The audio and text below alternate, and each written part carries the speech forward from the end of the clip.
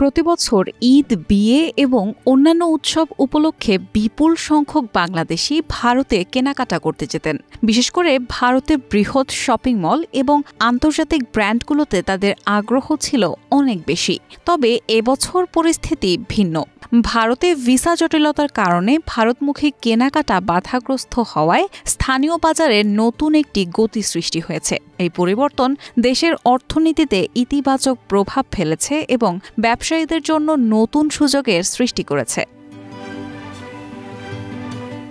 দ্বিপাক্ষিক সুসম্পর্কের কারণে বাংলাদেশের নাগরিকরা দীর্ঘকাল ধরে ভারতের শপিং মল এবং আন্তর্জাতিক ব্র্যান্ডের প্রতি আকৃষ্ট ছিলেন। কিন্তু রাজনৈতিক পরিবর্তনের পর ভিসা প্রক্রিয়ায় জটিলতা তৈরি হওয়ায় ভারতে বাংলাদেশিদের যাওয়া কমে গেছে।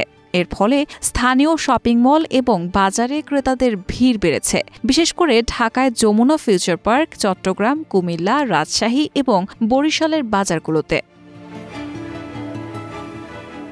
এক বিক্রেতা জানান, আগে আমাদের অনেক ক্রেতা ভারতে যেতেন, কিন্তু এবার তারা স্থানীয় বাজারেই কেনাকাটা করছেন। ফলে বিক্রি বেড়েছে, বিশেষ করে পোশাক, গয়না, কসমেটিক্স পণ্যের চাহিদা তুঙ্গে। ভারতে কেনাকাটার প্রবণতা কমে যাওয়ার পর দেশীয় ই-কমার্স প্ল্যাটফর্মগুলোতে বিক্রি বৃদ্ধি পেয়েছে। দ্রুত ডেলিভারি, মূল্য এবং গুণগত মান যাচাই করার সুযোগ থাকায় ক্রেতারা অনলাইন কেনাকাটায় আরও আগ্রহী হচ্ছেন। দেশীয় ফ্যাশন ব্র্যান্ডগুলো ডিসকাউন্ট অফার দিয়ে গ্রাহকদের আকৃষ্ট করছে এবং শপিং মলগুলো নতুন পণ্য সংযোজন করছে, যা ক্রেতাদের আগ্রহ বৃদ্ধি করছে। ব্যবসায়ীরা এখন বাজার সম্প্রসারণের কৌশল নিয়ে এগোচ্ছেন, যা দেশের অর্থনীতিতে ইতিবাচক প্রভাব ফেলছে। ভারতের ভিসা জটিলতার কারণে চিকিৎসার জন্য বাংলাদেশিরা এখন চীন ও থাইল্যান্ডের দিকে ঝুঁকছেন। চীনের ইউনান প্রদেশে অনেক বাংলাদেশি চিকিৎসা নিতে গিয়েছেন। বর্তমানে বাংলাদেশের নাগরিকদের বিদেশে ক্রেডিট কার্ড খরচের ক্ষেত্রে ভারত শীর্ষস্থান থেকে ৭ নম্বরে নেমে এসেছে।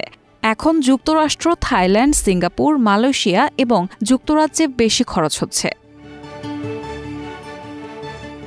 সিপিডির ফেলো মুস্তাফিজুর রহমান বলেন, ভারতে কেনাকাটার পরিবর্তে অনেকেই দেশেই খরচ করছেন। এতে দেশীয় পণ্যের বিক্রি বাড়ছে, পাশাপাশি গ্লোবালাইজেশন বাড়ায় বাংলাদেশিরা এখন অন্যান্য দেশে খরচ করছেন। ভারতের ভিসা জটিলতা দেশীয় ব্যবসায়ীদের জন্য নতুন একটি সুযোগ তৈরি করেছে, যা ভবিষ্যতে দেশের বাজারে স্থায়ী পরিবর্তন আনতে এবং স্থানীয় অর্থনীতিকে আরও শক্তিশালী করতে সহায়ক হবে। রায়হানা মুন, প্রবাস খবর।